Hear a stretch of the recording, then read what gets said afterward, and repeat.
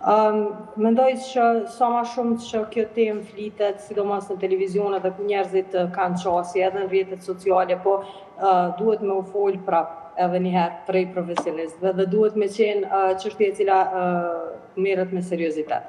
Edhe kampanjat vëdisuse, edhe kampanjat në përshkolla, për shembull me informu mas pari mësuesit e mandej fëmijët, sepse ka edhe mësues që për një lexim gabim një fjalie e merr kompetencën edhe ta bën ta që domethënë fëmin ai vet me diagnozë për autizëm. Edhe këto duhet me u rishiku mirë edhe me shku hap pas hapi deri te informimi sakt, korrekt edhe me marrë vesh saktësisht çka është autizmi, ç'është duhet me u trajtu edhe ç'është na si shoqni duhet me u sill në raport me këta persona.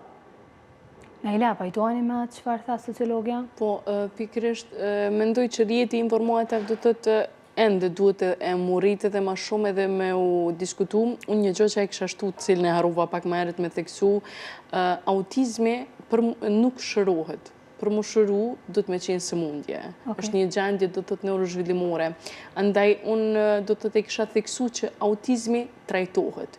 Jeta e persona me autizm përmirësohet dukshëm kur fillohet do të puna do të terapeutike apo stimulimi hershëm qysh në vitet e para tjetës.